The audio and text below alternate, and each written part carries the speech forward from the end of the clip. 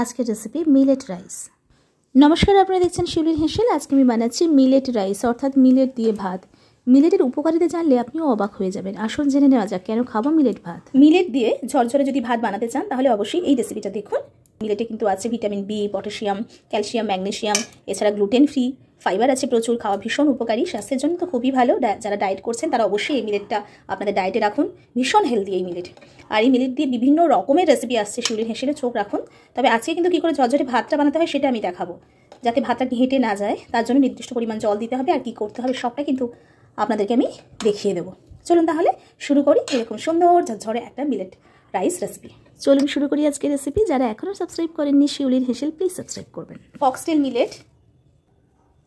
Millet অনেক রকমের হয়, আজকে আমরা ফক্সটেল মিলেট দিয়ে রাইস বানাচ্ছি এবং প্রত্যেকটা মিলেটের জন্য আলাদা আলাদা পরিমাণ জল লাগে রাইসটা বানানোর জন্য।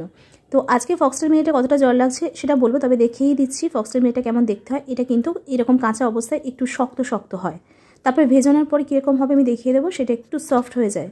তো এখন 1 কাপ মিলেট নিয়ে নিলাম। 1 কাপ মিলেট আমি একটা পরিষ্কার পাত্রে নিয়ে নিচ্ছি।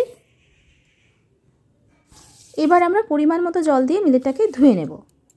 হালকা হাতে মিলেটটা ঘষে ঘষে আমরা ধুয়ে ফেলবো। 3 থেকে 4 বার জল পাল্টাবো, আর পরিষ্কার জলে ভেজাতে হবে। তবে কতটা জল দেব সেটার মাপটা ঠিক মতো করার জন্য আগে মিলেটটাকে ধুয়ে তারপর জল ঝরিয়ে নিতে হবে।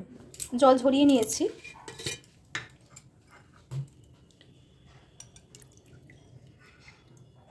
এক কাপ, 2 কাপ, 2.5 কাপ জল। এই 2.5 কাপ জল দিয়ে এটাকে ভিজিয়ে রাখতে হবে 7 থেকে 8 ঘন্টা। 7-8 ঘন্টা পর, 7 থেকে 8 ঘন্টা ভেজানোর পর এই মিলেটটা সফট হয়ে যায়, আর এই সফট মিলেটটা দিয়েই ভাতটা রান্না করতে হয়। মিলেট ভেজানো জল 2.5 কাপ জল দিয়ে দিলাম। জলটা ফুটে উঠলে আমরা এতে সাদা তেল দেব 1 চামচ।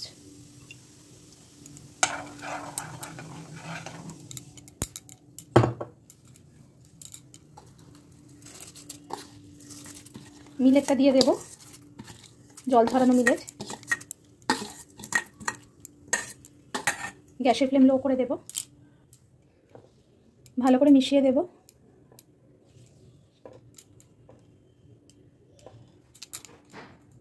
এবার ঢাকনা বন্ধ করে দেব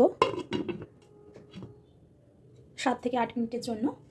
গ্যাসের ফ্লেম লো থাকবে, মাঝে মাঝে দেখে নিতে হবে একটু ঢাকনা খুলে। মাঝখানে একটু ঢাকনা খুলে আবারও নাড়িয়ে চাড়িয়ে দেব।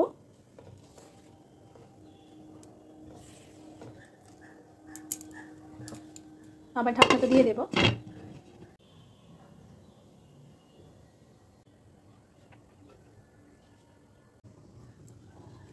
একবার দেখে নেব আমরা।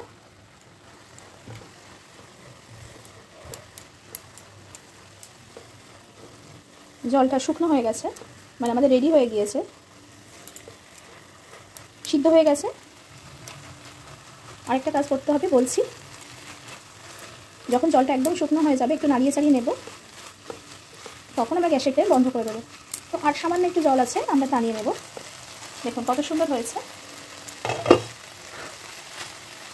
আমাদের কিন্তু ভাতটা রেডি হয়ে গেছে, কিন্তু আরেকটা কাজ বাকি যেটা বলছিলাম সেটা বলছি। হয়ে গেছে আমাদের রেডি। এবার আমি গ্যাসের ফ্লেমটা বন্ধ করে দিচ্ছি, একটু নাড়িয়ে চাড়িয়ে নেব।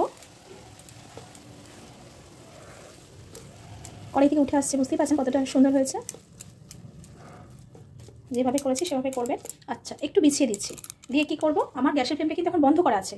এইবার আমরা ঢাকা দিয়ে এই গ্যাসের ফ্লেম বন্ধ অবস্থায় ঢাকা দেব, দিয়ে রাখবো 15 মিনিট।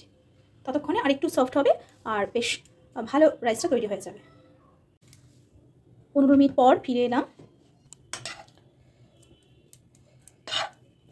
একেবারে রাইসটা ঝরঝরে হয়ে গেছে, দেখেই বুঝতে পারছেন। দেখুন কতটা ঝরঝরে।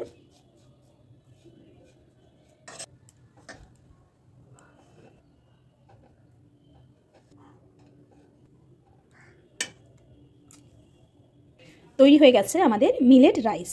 আর এরকম ঝরঝরে মিলেট রাইস বানানোর জন্য অবশ্যই আজকের এই রেসিপিটা আপনাকে দেখতে হবে।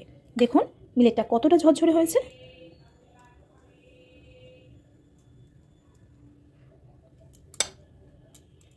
মিলেট খাওয়া কিন্তু স্বাস্থ্যের পক্ষে ভীষণই ভালো।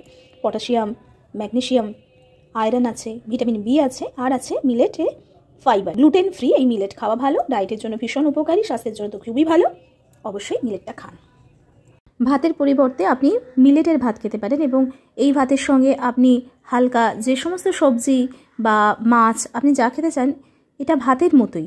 ভাতের সঙ্গে যেমন আপনি সবজি, মাছ, ডাল খান, তেমনি এই মিলেটের ভাতের সঙ্গে আপনি সেই রকম আপনার পারিপার্শ্বিক তরকারি দিয়ে মিলেট রাইসটা খেতে পারেন। কেমন লাগলো জানাতে ভুলবেন না। ভালো লাগলে সাবস্ক্রাইব করবেন শিউলির হেসেল। নমস্কার।